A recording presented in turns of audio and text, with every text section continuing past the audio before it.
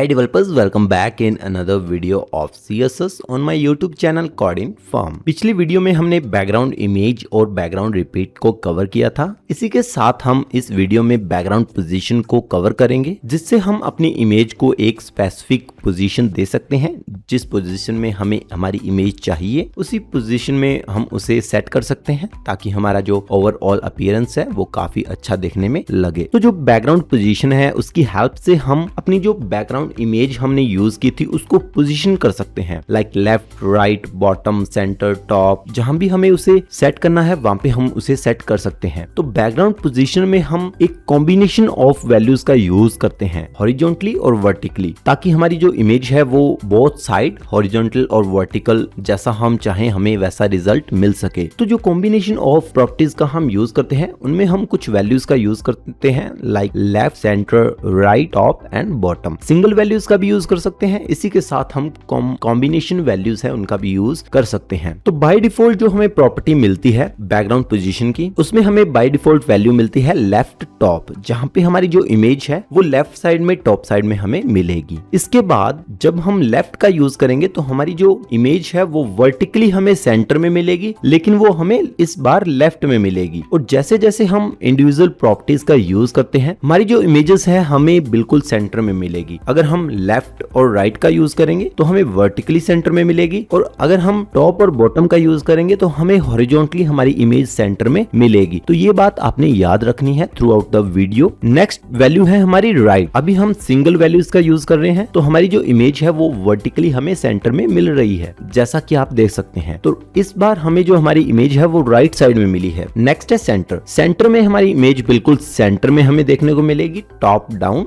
Left right. इसके बाद है टॉप। तो जैसा कि मैंने आपको बोला था कि हॉरिजॉन्टली हमें टॉप और बॉटम में हमारी इमेज सेंटर में देखने को मिलती है। नेक्स्ट है हमारी बॉटम। तो इस बार हमें हमारी इमेज बॉटम में मिलेगी और सेंटर में मिलेगी। अगर हम कॉम्बिनेशन प्रॉपर्टीज का यूज करते हैं तो हमें हमारी इमेज कुछ इस तरह से देखने को मिलेगी। लेफ्ट बॉटम लेफ्ट में है लेकिन बॉटम में है, राइट बॉटम राइट में है, बॉटम में है, राइट टॉप राइट में भी है और टॉप में भी है। इसके बाद है लेफ्ट टॉप, जो कि बाय डिफॉल्ट प्रॉपर्टी थी। और इसके अलावा हम कुछ वैल्यूज का भी यूज कर सकते हैं, लाइक परसेंटेजेस, पिक्सल्स एटसेट्रा। तो यहाँ पे हमने दी है 50% और 25%। तो जो लेफ्ट राइट है वो होगी हमारी 50% और जो टॉप है वो होगी हमारी 25%। तो इसमें जो ये वैल्यूज हैं वो आती कैसे हैं? तो सबसे पहले टॉप निकालने के लिए हमें हमारा जो आउटर एलिमेंट है, जो भी आउटर एलिमेंट है उसका जो भी परसेंट हमने दिया है उसका टोटल वैल्यू का 25%, लाइक मेरा जो आउटर बॉक्स है वो है 400 पिक्सल। तो 400 पिक्सल का 25% जो है उसमें से माइनस करना है हमें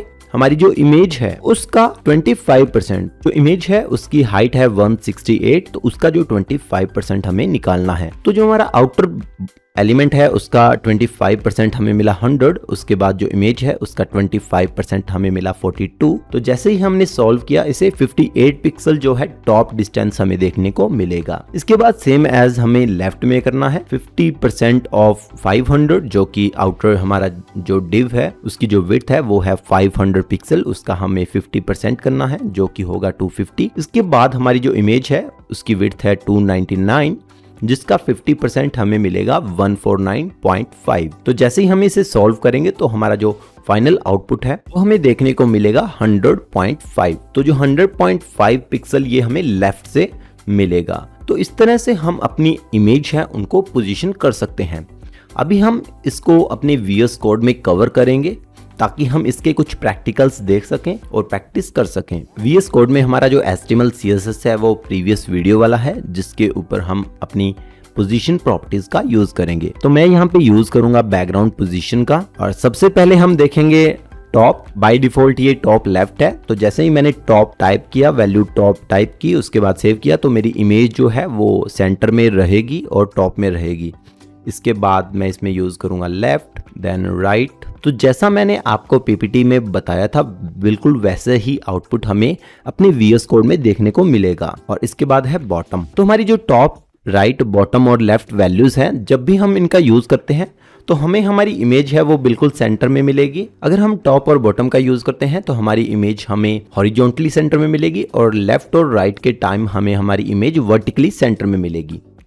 इसके बाद हम सेंटर का यूज कर सकते हैं सीधा, जिससे हमारी इमेज है वो बिल्कुल सेंटर में हमें देखने को मिलेगी। इसके बाद कुछ कॉम्बिनेशन ऑफ वैल्यूज है, लाइक टॉप राइट जिससे हमारी इमेज टॉप राइट में मिलेगी, टॉप लेफ्ट जो कि बाय डिफॉल्ट प्रॉपर्टी है, टॉप सेंटर जो कि हमें पहले भी मिल रही थी। इसके बाद है bottom centre, then bottom left, इसके बाद बॉटम राइट, और इसी के साथ सेंटर राइट में मिलेगी और सेंटर लेफ्ट, जिससे हमें इमेज हमारी सेंटर लेफ्ट में मिलेगी। और इसके बाद अगर मैं 50% दूं और 25% दूं, और जैसे ही मैंने सेव किया तो हमारा जो 25% फ्रॉम टॉप देखने को हमें मिलेगा और 50% फ्रॉम हमें लेफ्ट देखने को मिलेगा। तो इस तरह से हम इन वैल्यूज का भी यूज कर सकते हैं। बैकग्राउंड की अब तक हमने 3 प्रॉपर्टीज को कवर कर लिया है। इसके साथ और भी प्रॉपर्टीज हैं जिनको हम आने वाली वीडियोस में कवर करेंगे। उन वीडियोस को देखने के लिए आप बेल आइकन को जरूर प्रेस करें ताकि वो वीडियोस आप तक जरूर पहुंच सकें। इसी के साथ आप चैनल को जरूर सब्सक्राइब करना और अपने दोस्तों के साथ जो वेब डेवलपमेंट सीखना चाहते हैं उनके साथ इस वीडियो को जरूर शेयर करना। Thanks for your love and support.